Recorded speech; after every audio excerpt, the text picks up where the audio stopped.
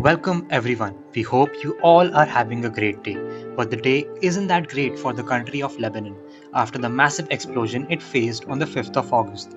In this video, we will discuss everything about the blast, the location, the consequences, the explanation, and the reason for the blast, and even the different ways the world is helping the country of Lebanon after the tragedy. You are watching What Is, and here's what is the Beirut blast and how did it happen? Tragedy struck upon the capital of Lebanon, Beirut, when ammonium nitrate, a poisonous and dangerous chemical, exploded and caused havoc upon the whole city. In this video, we'll be explaining to you about the tragedy and what exactly happened. First, let us tell you some things about the location of the blast, in this case Beirut. It is the capital city and also the largest city of Lebanon with a population of approximately 2.2 million. It is located on the Mediterranean coast at the foot of the Lebanon mountains. At 6:07 pm, a regular Tuesday in Beirut, the peace was disturbed in the city by a tremendous explosion.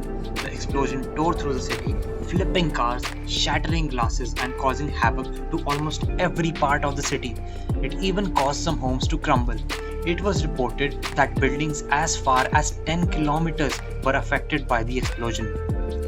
After this incident happened, there were many casualties, injured citizens, and even people who weren't mentally prepared to see an explosion of this magnitude.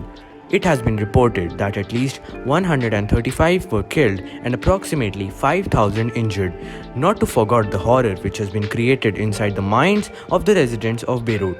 It must be even difficult to sleep peacefully after such a disaster. Now we'll show you how the blast affected the location geographically. Here you can see how much the blast impacted the location. A crater which is almost 150 meters wide has formed at the location of the blast, and the consequences the country has to face are even more horrifying.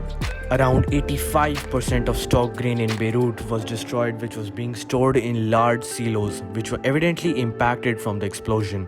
The amount of grain which was not destroyed has been declared inedible for the people, adding to around 300,000 people in Beirut are now homeless because their homes were destroyed and crumpled by the blast. Rescue workers are still struggling to treat thousands of people injured. The number of COVID-19 cases has also peaked after the explosion. During this pandemic, it is proving to be a very demanding and hard job for the medical staff in Beirut. The total worth of damage caused has been estimated around $3 billion. Lebanon has been in an economical crisis for a long time, and to recover from this tragedy would be difficult but certainly possible.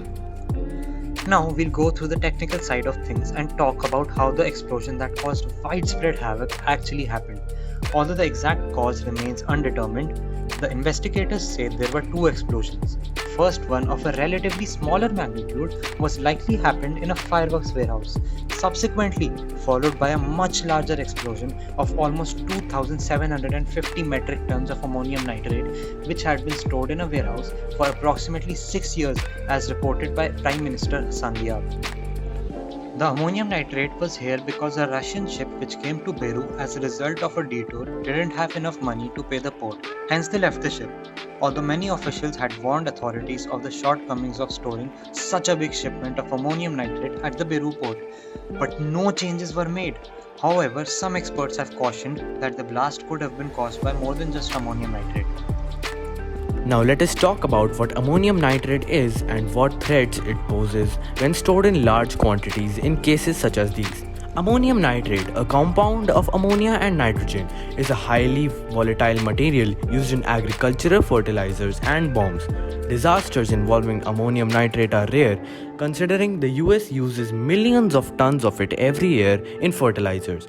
According to the Environmental Protection Agency, pure solid ammonium nitrate is quite stable, but if the compound is mixed with any contaminants, even in small traces, the mixture becomes much more prone to detonation, which is why there are normally stringent government guidelines for how to treat and store it properly. As we have now discussed everything about the blast that we know of, let us study how the world is helping Lebanon to recover from the massive losses it has faced. Lebanese government has allocated 100 billion Lebanese pounds, which according to the government rate is about $66 million to deal with the effects of the blast. Aid groups like UNICEF and the Red Cross have teams on the ground assisting authorities and have put out urgent open calls for blood donations.